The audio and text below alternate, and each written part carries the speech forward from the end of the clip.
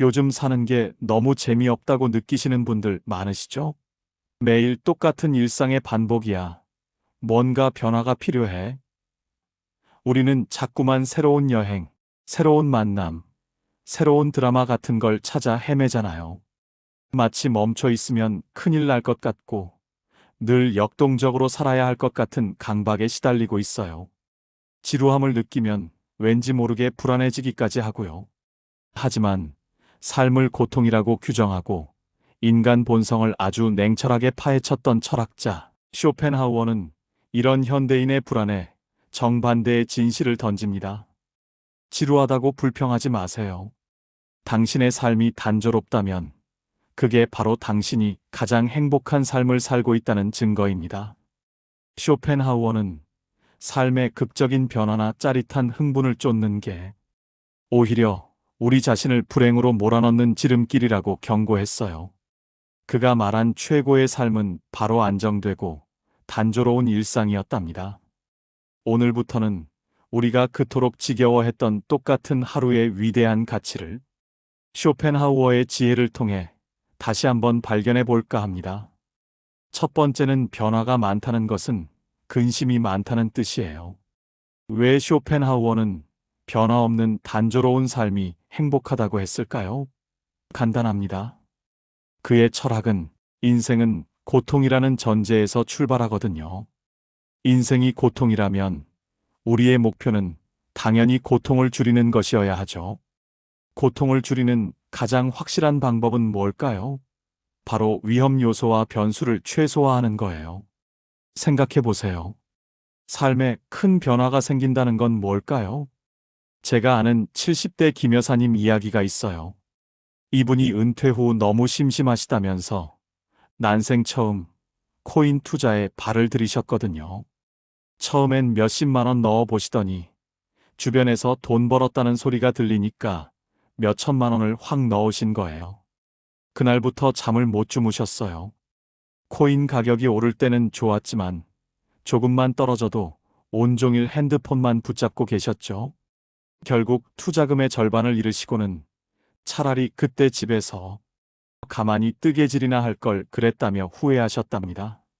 새로운 변화는 짜릿한 자극을 주지만 그 자극 뒤에는 김 여사님처럼 밤잠을 설치는 불안과 근심이 항상 따라온다는 걸 보여주는 사례예요. 은퇴하고 갑자기 재미없다면서 새로운 사업에 뛰어든 친구를 보면 어떠세요? 성공할 수도 있지만 밤잠 설치면서 불안해하고 망할 수도 있잖아요. 또 젊은 사람들처럼 새로운 사람들을 자꾸 만나면 좋은 인연을 만들 수도 있지만 속아서 배신당하거나 상처받을 위험도 커지죠. 모든 변화에는 불확실성이라는 그림자가 따르는데 이 불확실성이 곧 불안과 근심을 낳는 거예요. 쇼펜하우어는 이 도박에 참여하는 건 어리석다고 봤어요. 삶의 풍파가 적고 평온할수록 행복하다. 변화가 많다는 건 그만큼 상처 입을 일이 많다는 증거일 뿐이다. 만약 여러분의 하루가 너무 평범하고 지루해서 특별히 걱정할 일이 없다면 그건 여러분의 인생이라는 배가 지금 아주 고요한 호수 위를 순항하고 있다는 뜻이에요. 단조로움은 고통이 숨어들 틈을 주지 않는 아주 튼튼한 방패이자 안식처랍니다. 두 번째는 외부가 단조로우면 내면은 풍요로워진답니다. 그렇다면 매일 똑같은 삶만 살면 지루해서 어떻게 버티냐고요? 쇼펜하우어는 이 질문에 대해 사람을 두 종류로 나눠서 설명해요. 첫째는 내면이 텅 빈 사람이죠. 이분들은 혼자 있으면 바로 권태에 빠져요. 내면에 스스로 즐길 콘텐츠가 없거든요. 그래서 끊임없이 밖으로 나갑니다. 술자리, 도박, 쉴 새 없는 여행 같은 외부 자극으로 자신을 채우려 하죠. 겉보기엔 화려하고 바빠 보이지만 자극이 끊어지면 다시 허무함에 빠지는 노예와 같다고 쇼펜하우어는 말했어요. 둘째는 내면이 풍요로운 사람이죠. 이분들은 자기 생각, 독서, 예술, 창작 같은 활동만으로도 충분히 행복합니다. 이분들에게 필요한 건 자극이 아니라 내면의 보물들이 방해받지 않고 펼쳐질 수 있는 고요함입니다. 쇼펜하우어는 지혜로운 사람에게 단조로운 일상은 오히려 최고의 축복이라고 했어요. 복잡한 세상의 소음을 차단하고 자신의 영혼과 대화하며 내면의 정원을 가꿀 시간을 얻기 때문입니다. 외부 자극이 줄어들수록 내면의 깊이는 더욱 깊어지고 풍부해집니다. 세 번째는 흥미진진함을 쫓는 것의 위험을 피하는 겁니다. 우리는 자꾸 흥미진진한 삶을 살아야 한다고 부추김을 받지만 쇼펜하우어의 관점에서 흥미진진함이란 감정을 격렬하게 흔드는 상태예요. 감정이 격렬하면 기쁘든 슬프든 위험에 노출된 거나 마찬가지죠. 이런 모든 격렬함은 결국 우리의 평정심을 깨고 생명력을 소모시켜요. 60대 초반의 박 선생님은 은퇴 후 갑자기 재미를 찾아다니기 시작했어요. 젊었을 때 못 해본 걸 다 해보겠다면서요. 주말마다 각종 동호회에 나가서 새벽까지 술을 마시고 다음 날엔 피곤해도 억지로 등산을 하셨죠. 일주일 내내 몸이 녹초가 됐는데도 이렇게 역동적으로 살아야 청춘이지 라고 말씀하셨어요. 그런데 어느 날 과도한 활동으로 인해 무릎 연골이 심하게 상하는 바람에 몇 달 동안 병원 신세를 지게 되었어요. 의사 선생님이 선생님, 심장이 쉴 틈이 없었네요. 너무 격렬하게 사셨습니다. 라고 하더랍니다. 이처럼 삶이 너무 격렬하다는 건 건강하지 않다는 경고일 수 있어요. 쇼펜하우어는 우리에게 안전한 배를 타고 조용한 항구에 머물라고 권합니다. 겉으로 보기에 심심하고 극적인 사건 하나 없이 매일 똑같은 일을 반복하는 그 평온한 상태. 그것이 바로 우리의 영혼이 쉴 수 있는 가장 안전하고 건강한 거처예요. 화려한 삶은 폭풍우가 몰아치는 바다 한가운데서 나는 모험가다 라고 외치는 것과 같아요. 짜릿할지는 모르지만 언제 배가 난파될지 모르는 극도의 불안 상태죠. 행복하게 살고 싶다면 외부의 기준에 맞춰 역동적인 사람이 되려 애쓰지 마세요. 대신 외부는 단조롭게, 내면은 풍요롭게를 원칙으로 삼으세요. 내면의 즐거움을 찾을 수 있는 사람에게는 단조로운 일상이야말로 가장 아름다운 배경음악이 될 것입니다. 네 번째는 활동 범위를 좁히고 평화의 영역을 넓히세요. 우리는 더 넓은 세상으로 나가야 행복하다고 배우지만 쇼펜하우어는 정반대의 조언을 합니다. 활동 범위를 좁히고 만나는 사람을 줄이고 일상을 단순화할수록 마음의 평화가 넓어진다고요. 이게 바로 좁음의 역설입니다. 활동 범위를 넓히는 건 세상의 공격으로부터 나 자신을 노출시키는 위험을 늘리는 것과 같습니다. 첫째는 만나는 사람을 줄이세요. 나이 들어서 동창회나 향후회 같은 모임에 나가보면 결국 남는 건 자랑을 듣고 난 후의 상처와 근심뿐인 경우가 많죠. 친구가 많다는 건 그만큼 내가 신경 써야 하고 혹시라도 배신당할 가능성이 있는 변수가 많다는 뜻이에요. 소수의 편안한 관계에 집중하거나 고독을 택하는 것이 훨씬 안전합니다. 70대 초반의 정 선생님은 한때 동창회, 산악회, 동호회 등 6개의 모임 회원이셨어요. 하지만 매번 경조사를 챙겨야 하고 서로의 자녀 문제에 간섭하고 정치적인 문제로 다투는 것에 지치셨죠. 결국 정 선생님은 모든 단체 모임을 정리하고 오직 40년 지기 친구 한 명과 주 1회 조용한 공원에서 만나 대화하는 것으로 활동 범위를 좁히셨어요. 예전엔 일주일에 6번 나가서 피곤했는데 지금은 딱 한 명 만나서 마음속 이야기를 하니 훨씬 마음이 풍요롭고 평화롭다고 말씀하셨습니다. 둘째는 소유를 단순화하세요. 집이 크고 차가 많으면 걱정할 것도 늘어납니다. 소유는 곧 근심의 다른 이름입니다. 일상생활에 필요한 최소한의 것만 남기고 단순화하면 마음이 가벼워집니다. 60대 후반의 박 사장님은 은퇴 후 넓은 아파트와 고급 외제차 2대를 모두 처분하고 작은 주택과 경차 한 대로 바꾸셨어요. 넓은 집 관리와 비싼 외제차 유지비, 혹시 모를 도난 걱정이 사라지자 마음이 완전히 홀가분해졌다고 해요. 불필요한 가구와 물건을 정리하니 청소할 시간도 줄어들어 그 시간을 매일 아침 명상에 쓰신답니다. 소유를 줄였더니 오히려 시간과 마음의 여유라는 더 큰 것을 얻으신 거죠. 셋째는 삶의 이벤트를 줄이세요. 새로운 모임, 무리한 도전은 즐거움을 줄 수 있지만 동시에 예측 불가능한 결과를 낳습니다.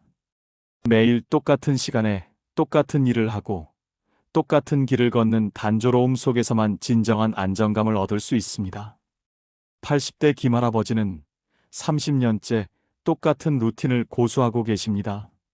매일 아침 6시 기상, 6시 30분, 동네 뒷산 왕복 걷기, 8시 신문 정독, 10시부터 오후 3시까지 글쓰기. 단 한 번도 이 루틴을 어긴 적이 없다고 해요. 주변에서는 인생이 지루하지 않냐고 묻지만 할아버지는 이렇게 답하십니다. 이 똑같은 하루가 나에게는 가장 견고한 성이야. 매일 똑같으니까 불안할 일이 없고 불안하지 않으니 오로지 내면의 글쓰기에만 집중할 수 있지. 매일의 단조로움이 바로 이 할아버지에게는 흔들림 없는 평화와 성취의 기반이 된 것입니다. 쇼펜하우어의 지혜대로 활동 범위를 좁히는 것은 우리가 세상의 노예가 아닌 내 삶의 왕이 되기 위한 가장 현명한 전략이랍니다. 다섯 번째는 절제는 행복으로 가는 지름길입니다. 쇼펜하우어의 단조로운 삶의 기술은 결국 절제라는 하나의 덕목으로 이어집니다. 우리의 내면을 흔들고 평화를 깨뜨리는 모든 것들에 대해 노우라고 말할 줄 아는 능력입니다. 새로운 자극의 유혹에 노우라고 말하고 불필요한 인간관계에 노우라고 말하고 과도한 소유에 노우라고 말하는 거죠. 70대 김 선생님은 은퇴 후 갑자기 골프채, 카메라, 낚시 장비 등 고가 취미용품을 사 모으셨어요. 이 나이에는 이런 거라도 있어야 대접받는다는 생각 때문이었죠. 하지만 실제로는 자주 쓰지도 않으면서 장비를 관리하고 보관하는 것 자체가 큰 짐이었습니다. 결국 김 선생님은 1년 만에 취미용품 대부분을 당근 마켓에 팔아 정리하셨어요. 김 선생님은 이렇게 깨달았습니다. 물건이 많다고 삶이 풍요로운 게 아니더군요. 소유는 근심만 늘릴 뿐이었어요. 딱 필요한 것만 남기니 물건 걱정 대신 그 공간과 시간을 독서에 쓸 수 있게 되었고 마음이 훨씬 가벼워졌습니다. 이러한 절제와 단순화는 우리 삶의 에너지를 가장 효율적으로 쓰게 합니다. 불필요한 걱정에 에너지를 낭비하지 않고 그 에너지를 독서, 사색, 창조처럼 내면을 풍요롭게 하는 활동에 집중시킬 수 있기 때문입니다. 행복은 추가적인 것을 얻는 데서 오는 것이 아닙니다. 행복은 불필요한 것을 덜어내어 남아있는 고요함을 만끽하는 것이에요. 당신의 삶이 좁고 단순할수록 당신은 그 좁은 영역의 왕이 되어 모든 것을 통제할 수 있습니다.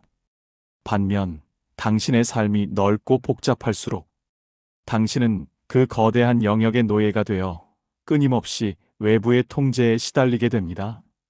오늘 당신의 삶에서 불필요한 약속, 불필요한 소유, 불필요한 이벤트가 무엇인지 점검해 보세요. 그것들을 하나씩 덜어낼수록 당신의 마음은 점점 더 평화롭고 점점 더 단단해질 것입니다. 여섯 번째는 여행이 답이 아니라는 겁니다. 공허함은 따라와요.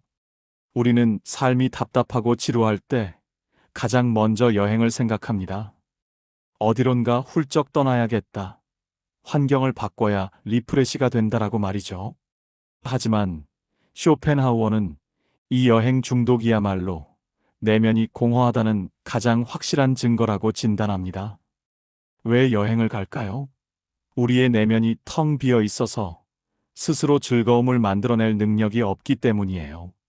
그래서 끊임없이 밖으로 눈을 돌려 새로운 풍경과 자극으로 그 공허함을 채우려 하는 겁니다.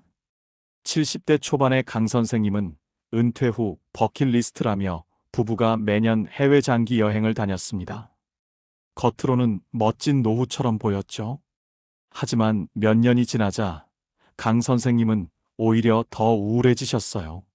여행지에서는 화려한 풍경과 새로운 경험 때문에 잠시 기분이 좋았지만 집에 돌아와 짐을 풀면 낯선 곳에서 느꼈던 외로움과 소진된 체력만 남았기 때문입니다. 강 선생님은 이렇게 말씀하셨어요. 유럽의 멋진 성을 보고 와도 집으로 돌아오면 어제 했던 고민을 똑같이 하고 있더라고. 결국 내 마음속에 있는 불안은 비행기 표를 끊어도 짐 가방에 담겨 나를 따라다니더군. 쇼펜하우어는 이렇게 말합니다. 환경을 바꾼다고 해서 정신이 바뀌는 것은 아니다.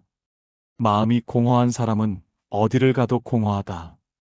이것은 잔인한 진실이지만 피할 수 없는 현실입니다. 여행지에서의 즐거움은 마치 술을 마셨을 때의 일시적인 쾌락처럼 환경이 제공하는 일종의 약물 효과에 불과합니다. 여행이 끝나고 집에 돌아온 순간 당신은 더 큰 허무함에 빠질 수 있습니다. 왜냐하면 당신의 영혼은 여전히 공허한데 그 공허함을 채워주던 자극마저 사라졌기 때문이죠. 쇼펜하우어는 이처럼 환경을 바꾸려는 행위를 자신이 싫어서 자기 자신으로부터 도망치려는 시도라고 규정했습니다. 근본적인 문제는 내 안에 있는데 자꾸만 밖에서 해결책을 찾으려 하는 것이죠. 7번째는 루틴을 만들어 내면에 벽돌을 쌓으세요. 환경을 바꾸는 것이 답이 아니라면 무엇을 해야 할까요? 쇼펜하우어의 해법은 밖이 아니라 안으로 돌아와서 견고한 루틴을 만드는 것입니다. 루틴이야말로 단조로움의 가장 훌륭한 형태예요. 매일 똑같은 시간에 일어나고 똑같은 시간에 산책하며 똑같은 시간에 독서하는 이 규칙성이 외부 세계의 불확실한 파도 속에서 우리 영혼을 보호하는 방파제와 같습니다. 루틴은 왜 중요할까요? 에너지 소모를 막습니다. 매일 아침 오늘은 뭘 할까? 하고 결정하는 것은 의지의 활동이며 에너지를 소모합니다. 루틴은 이런 사소한 결정을 제거해서 소중한 정신, 에너지를 창조적인 사색이나 내면을 풍요롭게 하는 활동에 집중하게 하죠. 안정감을 제공합니다. 예측 가능한 환경은 안전하다는 느낌을 줍니다. 이 안정감 속에서만 우리의 영혼은 비로소 깊은 평화를 느낄 수 있습니다. 60대 후반의 최 여사님은 퇴직 후 1년 동안 무기력증에 시달리셨어요. 할 일이 없어지자 하루하루가 엉망이 되고 우울증까지 왔죠. 그러다 나를 살리자는 마음으로 딱 3가지 루틴을 만드셨습니다. 아침 7시 기상 후 옥상 화분에 물 주기, 10시부터 1시간 동안 손글씨 편지 쓰기, 저녁 7시 정각에 클래식 음악 듣기. 단조롭지만 이 3가지 규칙을 지키자 놀라운 변화가 생겼어요. 최 여사님은 매일 무얼 할지 고민하며 에너지를 낭비하지 않아도 되었고 규칙적인 활동 덕분에 불면증도 사라졌습니다. 최 여사님은 이 작은 루틴들이 내 영혼의 집을 지탱하는 벽돌이 되었다고 말씀하셨습니다. 쇼펜하우어는 진정한 행복은 여행을 떠날 자유에 있는 것이 아니라 떠나지 않고도 평화로울 수 있는 능력에 있다고 봤어요. 당신의 영혼이 공허하다면 짐을 싸서 떠나지 마세요. 대신 밖으로 흩어져 있던 당신의 의식들을 걷어들여 당신의 방 한 구석에 규칙적인 루틴이라는 견고한 벽돌을 쌓으세요. 그 단조롭고 견고한 벽돌들이 언젠가 당신의 영혼이 영원히 머물 평화의 성이 될 것입니다. 여러분, 내일부터 당신의 하루가 또 똑같이 반복된다고 해서 슬퍼하거나 지루해하지 마세요. 당신이 오늘 아무 탈 없이 하루를 마쳤다면 당신은 그 누구보다 성공적인 하루를 보낸 것입니다. 왜냐하면 인생의 목표는 큰 기쁨을 얻는 것이 아니라 고통을 피하는 것이니까요. 쇼펜하우어의 지혜를 가슴에 품고 당신의 삶을 바라보는 시선을 완전히 바꾸세요. 고통이 없는 고요하고 단조로운 삶이 곧 최고의 행복입니다. 당신의 일상이 단조롭고 하루하루가 늘 평화롭기를 바랍니다. 그것이 바로 쇼펜하우어가 당신에게 보내는 가장 진심 어린 축복이랍니다. 끝까지 시청해 주셔서 감사합니다.